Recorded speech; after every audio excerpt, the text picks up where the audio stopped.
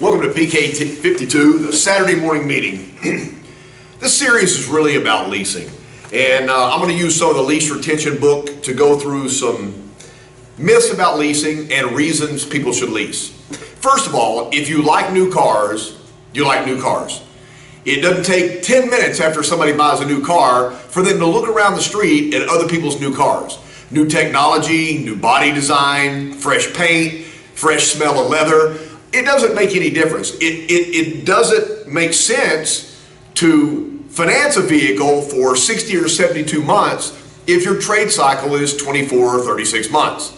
There's a lot of customers out there that have spent a lot of money financing cars long term and being upside down. In fact, for a lot of salespeople out there, it's cost you money and cost you car deals. You can't trade somebody out of a car if they're upside down by more than the bank will allow the note. So today, what we're going to do is focus on how to keep money in customers' pockets and how to increase your trade cycle so your customers come back. Remember, the more money the customer has, the greater chance they're going to buy a car. This is the Saturday Morning Meeting Lease Series PK 52. Before I start a lease class, I always like to ask these questions because we don't have a good handle on these particular questions. The problem is if I don't understand a lease, then how am I going to present it to somebody that may be anti-lease? Why don't people lease? Number one answer, if you're taking notes today, would be, I drive too many miles. Well, we need to understand something. If a car has high miles on it, then the value of the car goes down.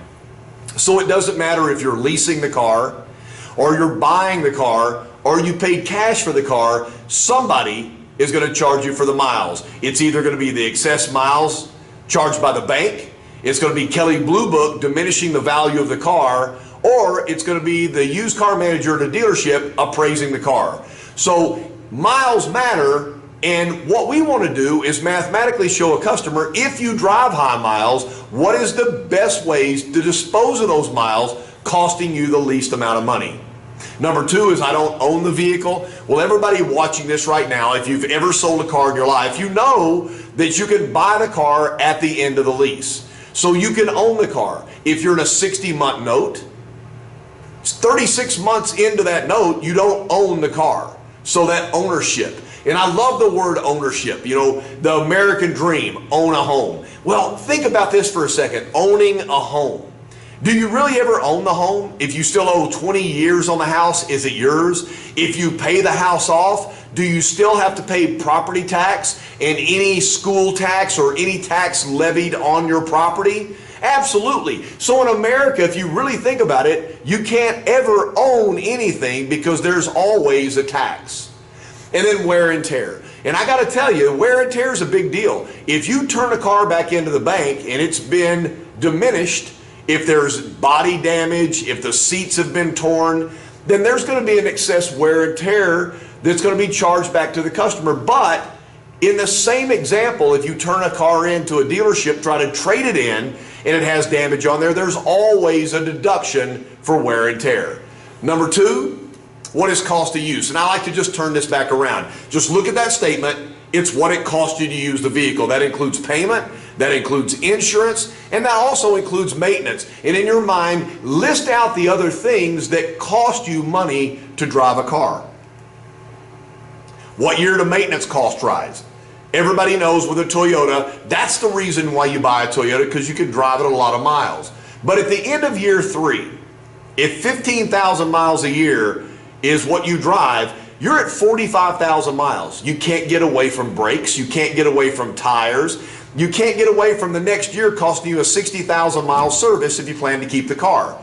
So the biggest cost increase is going to be at the end of year 3, beginning year 4. Think about this, with Toyotas on a new side, you get 2 years or 25,000 miles of Toyota care. Do miles matter? The answer is absolutely yes. The reason why people drive high miles is because they have to drive the miles. They're not just driving for pleasure. They may live 20 or 30 miles outside the city because that's where they want to live. So their commute is going to cost them miles. That's a choice they've made, and the miles are going to decrease the value of the car. Why do people buy extended warranties? I love this one. It's my favorite. Toyotas don't break down. Everybody in the world will tell you that. It's just a blanket statement. You know, Toyotas really just don't break down. You can drive them forever. Everybody's heard those things. So a salesperson's out there doing a walk around talking about the value of a Toyota, longevity, reliability, maintenance-free driving, and the customer buys the car because of the skill of the presentation. 5 seconds in the F&I department talking to the business manager, they buy a $2,500 warranty that really doesn't kick in till year 4. Think about that. $2,500, let's bring it back to 24, makes it easier, covers you years 4 and 5. That adds $100 a month to your payment. And it doesn't kick in until the warranty is expired on the car. How important is monthly payment? Never had anybody ever say, raise my payment because I'm going to use it to brag at the country club. Everybody wants a lower payment. Why is it that the luxury brands, including Lexus, lease at a gigantic percentage?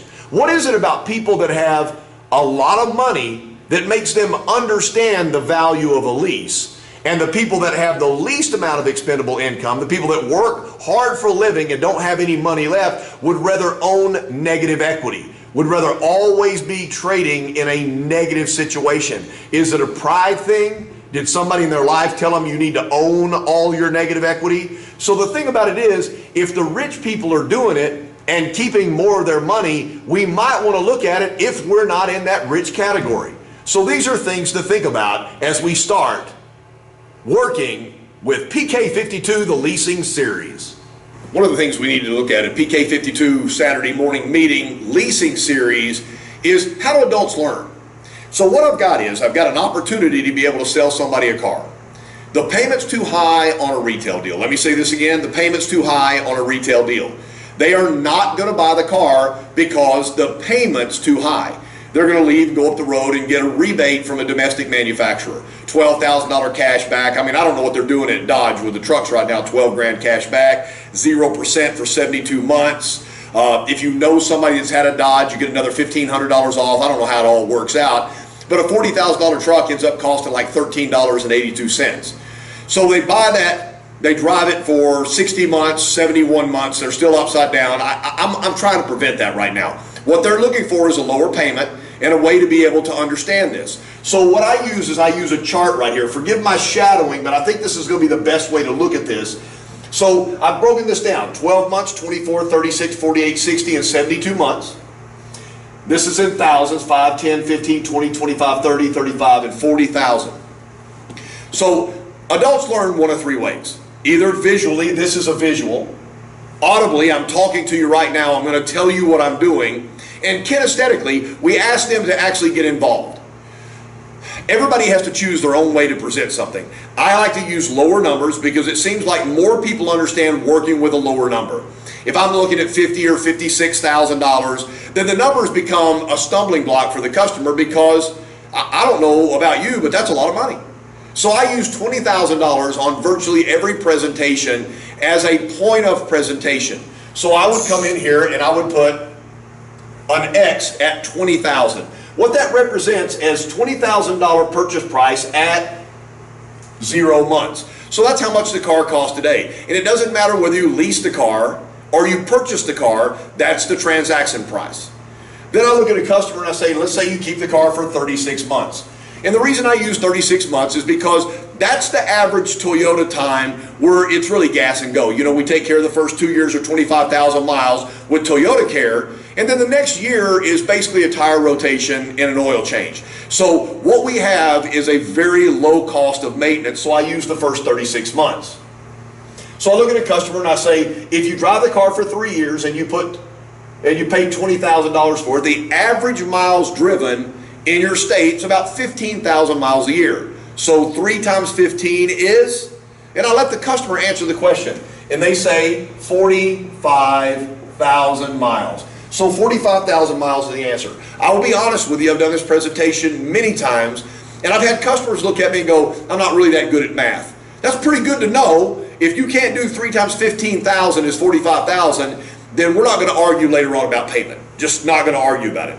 So I look at them and I back it out. I said the car's 3 years old, you bought it for 20,000, and you put 45,000 miles on it. Half is about 10, It's got to be worth at least, and by using that statement like that, most of the time the customer will say 10. I move over here, I put an X above 36 at 10,000, and then I simply connect the two X's, and I write cost of use.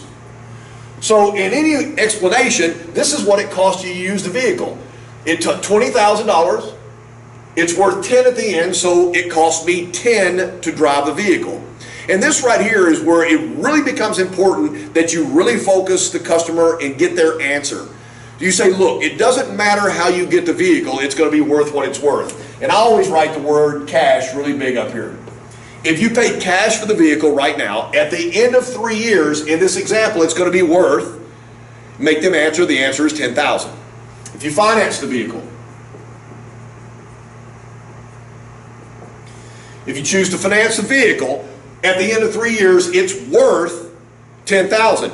But what happens with a lot of customers, and watch the way I use my pen, is they'll roll negative equity in a deal, or they'll put no money down. And by putting no money down, we're advancing over the MSRP of the vehicle. So the banks on good credit will do 120% of MSRP. So 120% of MSRP, which would raise the value of this loan to $24,000.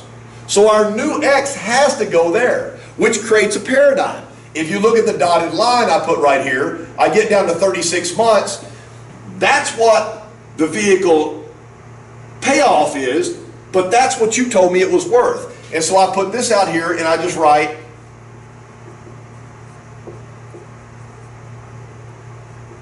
what you've created is negative equity. It's not the value of the vehicle, it's the way you chose to pay for the vehicle. That created the paradigm here. So what I would do, and I don't know you right now, is I would say, okay, let's go ahead and get you the $24,000 advance because you don't want to put any money down, which is fine.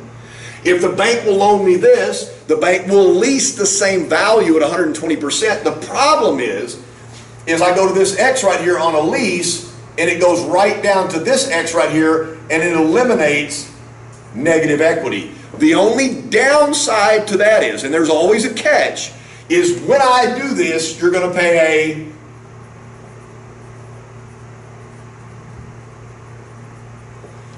a lower payment. I mean, big penalty, right? I get rid of my negative equity and my payment's going to be lower than a retail payment. You know, you got to step back for a second and listen to how ridiculously good that sounds. So we're going to go from here in the last choice, and I always use Toyota Touch, just for my history. The Toyota Touch guaranteed future value lease. The vehicle is still going to be worth the 10 grand that you said it was, but Toyota would guarantee the future value. Guarantee the future value. That means if for some reason the market changed or the car wasn't worth what they said it was going to be worth, you could physically drop the keys and walk away. The other good news is these people say, KC, I want to own it. Well, once I've got everything on this chart, I'm good to go. So how much can I own it for? I can own it for that 10 grand. So if I come back in 3 years and this car was selling for 2 grand more than what it was supposed to, so it was selling for 12 grand, I can buy it for 10. What a great value. I want to buy a car for my kid. I'm going to pay 10 grand for a $12,000 car, and I've had it for the first 3 years. If I come back in and for some reason it's worth less than this, gas prices go up, the body style has changed, like other manufacturers, they completely discontinued a car and the value went below this X, I can physically drop the keys and walk away and Toyota takes a loss. I just want you to understand something. That's all while lowering your payment. There's no risk here. Of course you're going to have to pay a little bit of money to the bank. It's okay that the banks make a living. They have to stay in business. But the customer's looking at what is my payment going to be and what happens at the end. If they want to buy the car, they can buy the car. The next thing that they're going to say is, Casey, I've got a big problem. Man, I drive a lot of miles. Well, we know we calculated this X right here at 15,000 miles a year. So the customer and I agreed in this example that the car should be worth around $10,000. Well, if the car doesn't have 45,000 miles on it and it has 60,000 miles, is this X going to go up or down? Absolutely, it's going to go down. So the value of the vehicle goes down because of the miles. So in a few minutes, what we're going to do is we're going to sit there and go, how is the best way to dispose of miles? If I know I'm going to drive 20,000 miles a year or 15,000 miles over, would it be better for me to pay the miles at the end, to trade the vehicle in, or to buy the miles up front at 10 cents a mile? You have to physically analyze those numbers. Don't tell somebody what your opinion is. Get a calculator out and calculate this. It gets to the point where you're not selling the magic of a car anymore. You went out and did a walk around. It was a great walk around. They drove the car. They liked the car. They liked the styling. They liked the equipment of the car. That's the passion of the car. Now what you're doing is you're talking about their income, their dollars, and what it's going to cost them to drive the car. There's no guessing here. Don't guess. Use a calculator and keep money in their pocket. Remember, if you decrease a payment by $100 a month, so the lease is $100 a month less. I'm just using a general example. Times 36 months, that's $3,600 they didn't spend on the car. In what world do we live in where I finance a $20,000 car and at the end of 3 years on a 60-month note, I have $3,600 worth of equity? At the end, no matter what objection they have, you can answer it by using this chart right here. Now I know that you might have to look at this a couple of times because I made it kind of busy, but you'll probably never have to go through and answer every single one of these objections. It might be just miles. It might be just ownership. It might be, I really don't understand how this works. The 4 options you have at the end, and I love the 4 options. There's, you know, if you talk to TFS, there's 5 options, so I'll add the 5th one in the second one. But number 1 is equity. Simply come in here, our example is 10,000. If the car's worth more than the 10,000 in this example, then you can physically trade the car in. Using the difference or the money over $10,000 as money down on your next car. So I've lowered my payment and I get to use the bank's money at the end to trade the car in. And you sit there and go, Casey, that doesn't happen very often. What if you'd leased a 4Runner 3 years ago? What if you'd leased a Tacoma 3 years ago? So in some examples, it does happen.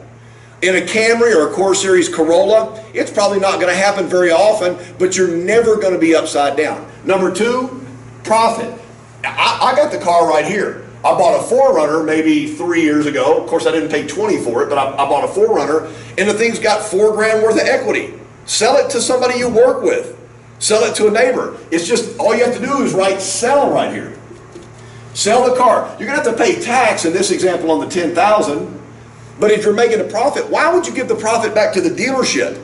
Call your sales professional up. Just tell them, say, call me back up. Let's talk about what your options are. Number 3 is to walk away. You come back in and the market's changed and the car's worth less money. It's just worth less money. You simply can walk away from this deal at $10,000 while lowering your payment. And the last one is the love option. And I always write, you want to keep the car. You want to keep the car? Is it a good value? You can get it for 10. Is it selling for 12? Do we have cars in our used car inventory right now that are selling for thousands over what you'd have to buy the car for? If you want to keep it, you come back in. In this example, you can pay cash or finance the remaining balance. The cool thing about TFS is they'll finance that at new car rates. And so now I can extend the term. Number 5, and this is a TFS number 5, at the end of 36 months, I need to keep the car for a few more months. They'll do up to 6 months twice on an extension of this lease. So I can lease the car at the same payment for another 12 months so I can extend the term of the lease. looking at this example, once you get somebody to understand how we can graph this right here, then there's really no objections to a lease. If the customer, after you explain this to them, looks at you and says, you know what, I'm still just going to pay cash for the vehicle. What's the loss? You still deliver a deal. I still can't see, you know, the interest rates are so low, I'm just going to go ahead and finance the vehicle for 72 months. You know, if they come back in 36 months and they're upside down, you look at them and say, please tell me that before you left and told me you were going to drive this car forever, that I at least explained the lease to you. And I said, no, you did. And you go, oh, I'm glad, because now you're a little upside down on your car. That was because of your choice. So next time, why don't you let me help you out? So no matter what you do, a professional salesperson is going to do an A/B pencil. I'm going to show you a lease and a purchase, because I want to give you all your options. Because my goal is not to sell you one car. My goal is to sell you a car forever. And your spouse, and your kids, and everybody you know. The more people that know this, the more cars you're going to sell. This has been the first installation of PK52, the Saturday morning meeting, Leasing Made Simple.